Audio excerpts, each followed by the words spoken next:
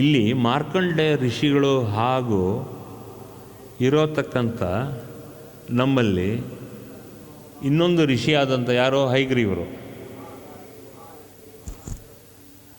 ಅವರು ನಮ್ಮನ್ನು stream line ಮಾಡ್ತಾರೆ. ಇದು ಸಾತ್ವಿಕ ಸಂಕಲ್ಪ. ನಾವು ರಜೋ ಸಂಕಲ್ಪ ಮಾಡಿ ರಜೋ ಪ್ರಾರ್ಥನೆ ಮಾಡ್ತೀವಿ. ನಾವು 90% ಸಾತ್ವಿಕ ಮಾಡ್ತೀವಿ, ಒಂದೊಂದು ಕಾಲದಲ್ಲಿ ನಮಗೆ 90% ರಜೋ ಪ್ರಾರ್ಥನೆ ಮಾಡ್ತೀವಿ. ಒಂದೊಂದು ಸಲ ಪ್ರಾರ್ಥನೆನೇ ಮಾಡಲ್ಲ. ರಜೋ ಪ್ರಾರ್ಥನೆ ಅಂದರೆ ಏನು? ನಾನು ಹೇಳಿದಲ್ಲ, ನಾರಾಯಣ ಭಗವಂತ ನನಗೆ ಕೊಟ್ಟರೆ ಒಳ್ಳೇದಪ್ಪ, ಚೆನ್ನಾಗಿರುತ್ತೆ ಅಂತ ಕೇಳ್ತೀವಿ. ಅದು ಸಾತ್ವಿಕ ಪ್ರಾರ್ಥನೆ. ನಾವು ರಜೋ ಪ್ರಾರ್ಥನೆ ಅಂದರೆ ಏನು? ನಾವು ಹೇಳ್ತೀವಿ, ನಾರಾಯಣ ಕೊಡ್ತೀಯೋ ಇಲ್ವೋ, ರಜೋ ಪ್ರಾರ್ಥನೆ. ಎರಡನೇದು, ನಾನು ಕೊಟ್ಟರೆ ನಿನಗೆ ಪೂಜೆ ಮಾಡ್ತೀನಿ, ಕೊಡಲಿಲ್ಲ ಅಂದರೆ ನಿನ್ನ ಬಿಟ್ಬಿಡ್ತೀನಿ, ನಾನು ನಿನ್ನ ದೇವಸ್ಥಾನಕ್ಕೆ ಬರೋಲ್ಲ, ನನಗೆ ಈ ದೇವರು ಸರಿ ಇಲ್ಲ ಅಂತ ಹೇಳಿ ನಾನು ಬೈಕೊಳ್ತಾ ಬರ್ತೀನಿ ನಿನಗೆ. ಅದು ರಜೋ ಪ್ರಾರ್ಥನೆ. ನಮ್ಮಲ್ಲಿ ಸಾತ್ವಿಕ ಪ್ರಾರ್ಥನೆ ಇದೆಯೋ ರಜೋ ಪ್ರಾರ್ಥನೆ ಇದೆಯೋ ಅದನ್ನು, ಆ ರಜೋನೋ ಸಾತ್ವಾನೋ ಅಂತ ನಮ್ಮನ್ನು ಸ್ಟ್ರೀಮ್ ಲೈನ್ ಮಾಡೋಕ್ಕೇ ಈ ಎರಡು ಋಷಿಗಳು, ಹಯಗ್ರೀವ ಋಷಿಗಳು ಮತ್ತು ಮಾರ್ಕಂಡೇಯ ಋಷಿಗಳು ನಮ್ಮ ತಲೆ ಒಳಗಡೆ ಕೆಲಸ ಮಾಡ್ತಾರೆ. Where are they operating? In the realm of our mind and energy. So ನಿಮಗೆ ಈ ರೀತಿ ಏನಾದ್ರು ಕೋಪ ತಾಪ ಅಂತ ಬಂದಾಗ ಅದಕ್ಕೆ ಹೇಳೋದು, 10 ನಿಮಿಷ ಪ್ರಾರ್ಥನೆ ಮಾಡೋಕ್ಕೆ ಮುಂಚೆ ಒಂದು 5 ನಿಮಿಷ ಕಾಮಾಗಿ. ನಾವು ಕಾಮಾಗಿರೋಲ್ವಲ್ಲ. ಯಾಕೆ ಕಾಮಾಗಿರಲ್ಲ? ನಮಗಿದೆಯಲ್ಲ ಒಂದು ಕಾರ್ಯಕ್ರಮ. ಏನು ಕಾರ್ಯಕ್ರಮ? ವಾಟ್ಸ್ಯಾಪ್. ಒಂದೊಂದು ಸೆಕೆಂಡು ವಾಟ್ಸ್ಯಾಪ್ ನೋಡ್ತಾ ಇರ್ತೀವಿ. ಏನಾದ್ರು ಹೊಸ ಇನ್ಫಾರ್ಮೇಷನ್ ಇದೆಯಾ? Without WhatsApp we are last for ever. ಯೋಚನೆ ಮಾಡಿ. ಈಗ ಯಾರು ಕಳಿಸಿದ್ರೆ ವಾಟ್ಸ್ಯಾಪ್ನಲ್ಲಿ ಏನೊಂದು ಒಳ್ಳೆಯ ಒಂದು ಸಂದೇಶ ಕಳಿಸಿದ್ರೆ ಇದ್ದಾನೆ, ಆಮೇಲೆ ನೋಡ್ಕೊಂಡ್ರೆ ಆಯಿತು. ಏನಾದ್ರು ಕ್ಯೂರಿಯಸ್ ಏನಾದ್ರು ಇದ್ದರೆ, ಅದೇನಾದ್ರು ಒಂದು ಇನ್ಫಾರ್ಮೇಷನ್ ತುಂಬ ನಮ್ಮ ಒಳಗಡೆ ಕ್ಯೂರಿಯಾಸಿಟಿ ಜನ್ರೇಟ್ ಮಾಡಿದ್ರೆ, that is a kind of a rajasic will. ಅವನು ಏನು ಮಾಡ್ತಾಯಿದ್ದಾರೆ ವಾಟ್ಸ್ಯಾಪ್ ಕಳಿಸೋರು, ಒಳ್ಳೆ ಇನ್ಫಾರ್ಮೇಷನ್ ಕೊಟ್ಟಿದ್ದಾರಪ್ಪ, ನಾನು ಆವತ್ತಿನಿಂದ ನಾನು ಒಂದು ಸ್ವಲ್ಪ ಈಗ ಒಂಚೂರು ನನ್ನ ಪ್ರಾರ್ಥನೆ ಚೇಂಜ್ ಮಾಡ್ಕೋಬೇಕು. ನಿಮ್ಮ ಮನಸ್ಸಿನಲ್ಲಿ ಏನೋ ಒಂದು ಲಕ್ಷ್ಮಿ ಅಂತ ಒಂದು ಮನಸ್ಸಲ್ಲಿ ಒಂದು ಇದಿರುತ್ತೆ, ಒಂದು ಸಂಕಲ್ಪ. ಅದ ರೀತಿ ಒಂದು ಚಿತ್ರ ಬಿಡಿಸಿರ್ತೀರ ನೀವು. Every mind has got a picture of Lakshmi or ದೇವರು, ಶಿವ, ನಾರಾಯಣ, ಅದೆಲ್ಲ ಇರುತ್ತೆ ನಿಮ್ಮ ಒಳಗಡೆ, already ಕ್ರಿಸ್ಟಲೈಸ್ಡ್.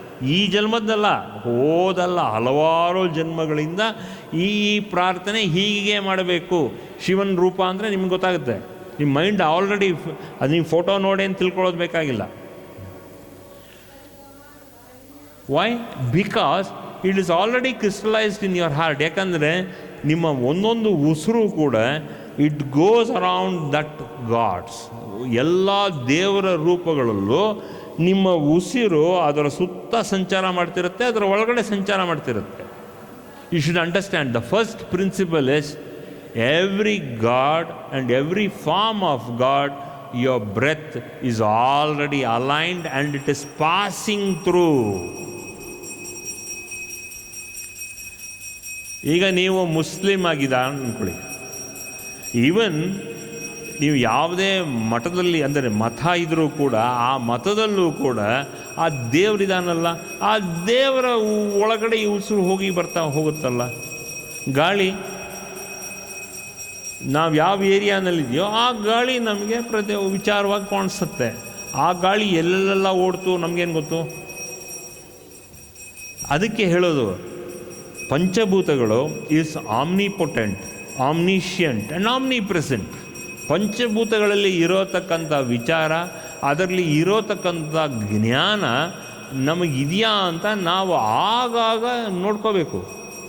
V have to understand every element in the panchabhuta, ಗಾಳಿ ಅಂದರೆ ವಾಯು, ಗಾಳಿ, ಜಲ, ಅಗ್ನಿ ಹಾಗೂ ಆಕಾಶ, ಇದಿಷ್ಟೂ ನಮ್ಮ ಪಂಚಭೂತಗಳಲ್ಲಿ ಇದ್ದೇ ಇರುತ್ತೆ. We are breathing because of this panchabhutas. ಆದ್ದರಿಂದ wherever there is panchabhutas, ಆ ಪಂಚಭೂತದ ಒಳಗಡೆ ಪ್ರತಿಯೊಂದು ದೇವರು, ದೇವತಾ ಲೋಕಗಳು, ಆ ದೇವರ ಸ್ಪಂದನಗಳು ಪಂಚಭೂತಗಳ ಒಳಗಡೆ ಇದೆ.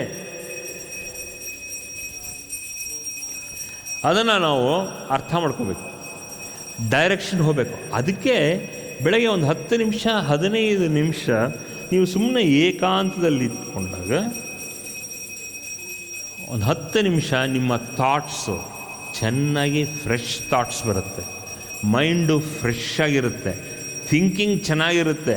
ನಿಮಗೆ ಕರೆಕ್ಟಾಗಿ ಪಾಸಿಟಿವ್ ಆಗಿ ಒಂದು ರೀತಿ ನಿಮ್ಮ ವಿಲ್ ಪವರು ಜನರೇಟ್ ಆಗಿ ಏನು ಕೆಲಸ ನೀನು ಮಾಡಬೇಕು ಅನ್ನೋತಕ್ಕಂಥ ನಿರ್ಧಾರ ತಗೊಳ್ಳೋ ಟೈಮು ನೀವು ಎದ್ದಾದ ಮೇಲಿಂದ ಅರ್ಧ ಗಂಟೆ ಒಳಗಡೆ ನೀವು ನಿರ್ಧಾರ ತಗೊಂಡ್ರೆ ಆ ನಿರ್ಧಾರ ಖಂಡಿತವಾಗಲೂ ಅದು ಗಟ್ಟಿಯಾಗಿ ಅದರ ಕಡೆಗೆ ನಿಮ್ಮ ಉಸಿರು ಮತ್ತು ನಿಮ್ಮ ಸಂಕಲ್ಪ ಡೈರೆಕ್ಷನ್ ಹೋಗುತ್ತೆ. You require half an hour of your morning time after you wake up. ಬೆಳಗ್ಗೆ ಎದ್ದು ಕೂಡಲೇ ಒಂದು ಅರ್ಧ ಗಂಟೆ ಆ ಕಾಫಿನಾರು ಕುಡೀರಿ, ಏನಾದ್ರು ಕುಡೀರಿ. ಆ ಟೈಮ್ನಲ್ಲಿ ಇಲ್ಲ ನ್ಯೂಸ್ ಪೇಪರ್ ಒಂದು ಬಿಟ್ಟು ಆ ಕ್ವೈಟ್ ಟೈಮ್ನಲ್ಲಿ ನ್ಯೂಸ್ ಪೇಪರ್ ಏನಾದ್ರು ಓದ್ಬಿಟ್ರೆ ಯು ಆರ್ ಗಾನ್. ನಿಮ್ಮೆಲ್ಲ ಡಿಸ್ಟ್ರಿಬ್ಯೂಟ್ ಆಗಲ್ಲ, ಎಲ್ಲ ರಾಂಗ್ ಡೈರೆಕ್ಷನ್ ಕಡೆಗೆ ಹೋಗೋಕ್ಕೆ ಶುರುವಾಗುತ್ತೆ. 10 ನಿಮಿಷ 15 ನಿಮಿಷ ನ್ಯೂಸ್ ಪೇಪರು, ವಾಟ್ಸ್ಯಾಪು ಓದಬೇಡಿ. 10 ನಿಮಿಷ 15 ನಿಮಿಷ. ಅದು ಬೆಸ್ಟ್ ಜಾಗ ಏನು ಗೊತ್ತುಂಟಾ? ಬಾತ್ರೂಮು. ಬಾತ್ರೂಮಲ್ಲಿ ಹೋಗಿ 10 ನಿಮಿಷ ಕೂತ್ಕೊಂಡ್ಬಿಟ್ರೆ ಆಟೋಮೆಟಿಕ್ಕಾಗಿ ಎಷ್ಟು ಒಂಥರ ಆರಾಮಾಗಿ ನೆಮ್ಮದಿಯಾಗಿರ್ತೀವಿ. That is the only time. Bathroom is a confined place where all your energy will be very positive. ಆಗ ಕರೆಕ್ಟಾಗಿ ಐಡಿಯಾಸ್ ಫ್ಲ್ಯಾಶ್ ಆಗುತ್ತೆ, ಎಲ್ಲ ಚೆನ್ನಾಗಾಗುತ್ತೆ. ಫೋನ್ ಇಟ್ಕೊಂಡು ಬಾತ್ರೂಮ್ಗೆ ಹೋಗಬೇಡಿ, I am telling you. Because phone ಇಟ್ಕೊಂಡು ಹೋಗ್ಬಿಟ್ರೆ ಬಾತ್ರೂಮು ಅಷ್ಟೇ, your peace is spoiled. Early morning your peace is spoiled.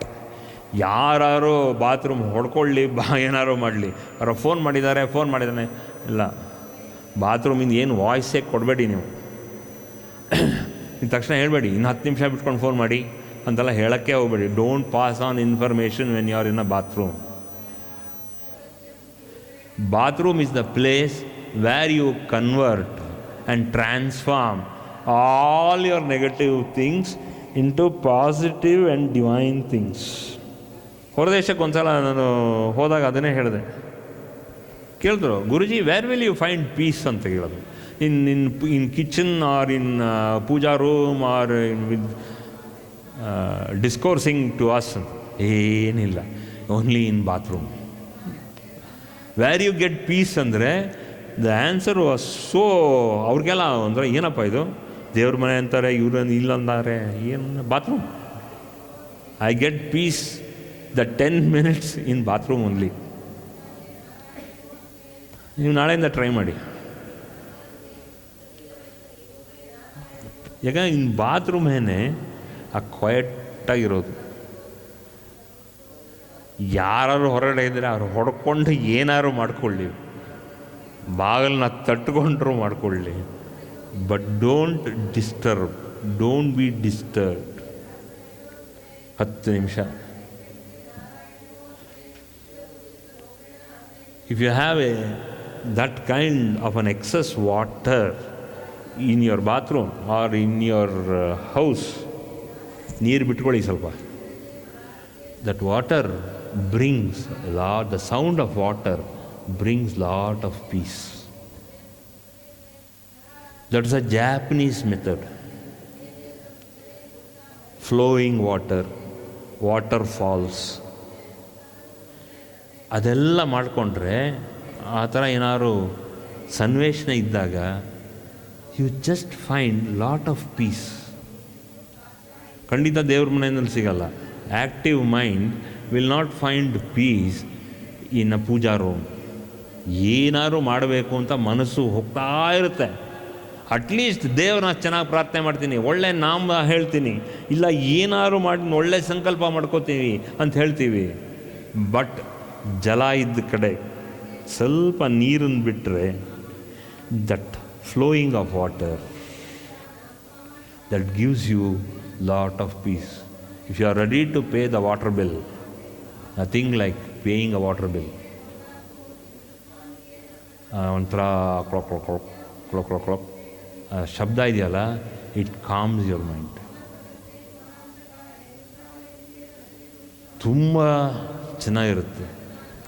ಮೈ ಕೈ ಮಾಲಿಷ್ ಮಾಡೋಕ್ಕಿಂತ, ತಲೆನ ಮಾಲಿಷ್ ಮಾಡ್ಕೊಳ್ಳೋಕ್ಕಿಂತ ಬಾತ್ರೂಮ್ ಒಳಗಡೆ ಎಸ್ಪೆಷಲಿ ನೀರಿನ ಸೌಂಡ್ ಏನಾದ್ರು ಚೆನ್ನಾಗಿ ಇದ್ದರೆ it gives lot of peace. Tranquil mind, peace ಅಲ್ಲ, tranquil mind. Mind becomes extremely tranquil. ಪೀಸ್ಗೂ ಟ್ರ್ಯಾಂಕ್ವಿಲಿಟಿಗೂ ಅಂದರೆ ನೆಮ್ಮದಿ ಶಾಂತಿಗೂ ಎರಡು ವ್ಯತ್ಯಾಸ. ನೆಮ್ಮದಿ ಅಂದರೆ ಜಲ ಇರ್ತಾ ಇರಬೇಕು, ಹೋಗ್ತಾ ಇರಬೇಕು, ನೆಮ್ಮದಿ ಬರುತ್ತೆ. ಶಾಂತಿ ಅಂದರೆ ಅದನ್ನ ನಿಲ್ಲಿಸ್ಕೊಂಡು ಏನಾದ್ರು ಮೈಂಡಲ್ಲಿ ಏನಾದ್ರು ಒಂದು ನಾಮನ ಇಟ್ಕೊಂಡ್ರೆ ಆಟೋಮೆಟಿಕ್ಕಾಗಿ you will find solace and piece.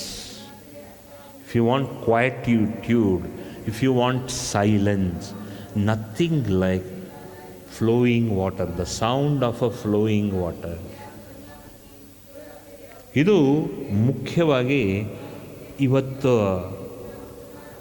ಅಷ್ಟಮಿ ಆಗಿದ್ದರಿಂದ ಇದು ದೇವಿ ಕೊಡೋತಕ್ಕಂಥ ಸೂಚನೆ. ಮಹಾಕಾಳಿ, ಮಹಾಲಕ್ಷ್ಮಿ, ಮಹಾಸರಸ್ವತಿ ಸೇರಿಕೊಂಡು ಆದಿಪರಾಶಕ್ತಿ ಅಥವಾ ಆದ್ಯಾಶಕ್ತಿ ಅಥವಾ ಈ ರೀತಿ ನಮ್ಮಲ್ಲಿ ಇರೋತಕ್ಕಂಥ ಪರಾಶಕ್ತಿಯ ಮೂಲಕ, ಪರಾಶಕ್ತಿ ಅಂದರೆ ಏನು? ಮಹಾಕಾಳಿ, ಮಹಾಲಕ್ಷ್ಮಿ, ಮಹಾಸರಸ್ವತಿ, ಆ ಮೂರನ್ನು ಸೇರಿಸ್ಕೊಂಡೇ ಶ್ರೀಚಕ್ರ ರೂಪದಲ್ಲಿ ಅವಳಿರೋತಕ್ಕಂಥವಳು.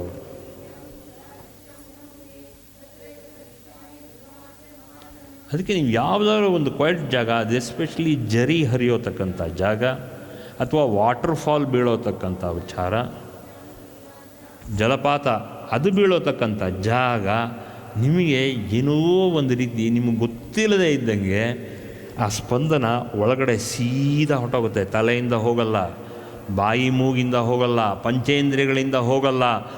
ಆದರೆ ಸುಮ್ಮನೆ ತಲ್ಲೀನರಾದಾಗ ಸ್ತಂಭೀಭೂತರಾಗ್ತೀರಾ. You become very quiet. ನಿಮ್ಮನ್ನು ಎಬ್ಬಿಸ್ಬೇಕು. ಆಮೇಲೆ ಯಾಕಾರೋ ಡಿಸ್ಟರ್ಬ್ ಮಾಡ್ತಿದ್ದಾರಾ ಅಂತ ಅನ್ನಿಸ್ಬೇಕು ನಿಮಗೆ. ಅದೇ ದಟ್ ಈಸ್ ಕ್ವೈಟ್ಯೂಡ್. ಅದೇ ಒಂದು ಸ್ತಬ್ಧಿತ ಪರಿಸ್ಥಿತಿ. ಆ ಸ್ತಬ್ಧಿತ ಪರಿಸ್ಥಿತಿನಲ್ಲೇ ಮಾರ್ಕಂಡೇಯರು ಹಾಗೂ ಈ ರೀತಿ ಹಯಗ್ರೀವರು ಇದ್ದರು. ಈ ಸ್ಥಿತಿನೇ ಮಾನವ ಕುಲಕ್ಕೆ, ಸಮುದಾಯಕ್ಕೆ ಅವರು ಸಂದೇಶನ ಹೇಳ್ಕೊಡ್ತಾ ಬಂದರು. ಇದೇ ಇರೋದು ವಿಶೇಷ. ಇದೇ ಅನುಗ್ರಹ. ಅನುಗ್ರಹ ಇದೇ ದೇವರ ಕೃಪೆ. ಅದಕ್ಕೆ ಇನ್ನೊಂದು ಹೆಸರು ಆಧ್ಯಾತ್ಮದಲ್ಲಿ ಅನುಗ್ರಹ. ಅನುಗ್ರಹ ಯಾವಾಗ ಬರುತ್ತೆ? ನಮ್ಮಲ್ಲಿ ಅನುಕಂಪ ಇರಬೇಕು, ನಮ್ಮಲ್ಲಿ ಸೌಹಾರ್ದತನ ಇರಬೇಕು. ಆ ಅನುಗ್ರಹ ಹಾಗೂ ಸೌಹಾರ್ದತನ ಇದ್ದಾಗ ಆ ಪರಮಾತ್ಮಿ, ಆ ಮಹಾದೇವಿಯ ಕೃಪೆ ನಮ್ಮ ಒಳಗಡೆ ಬರೋದು ತುಂಬ ಸಹಜವಾಗಿ ಸ್ಮೂತಾಗಿ ಬರುತ್ತೆ. For more satsangs from Sri Sri Nimishananda Guruji, subscribe to this channel. Click the bell button below to get notifications. Like and share the video and spread the divine message.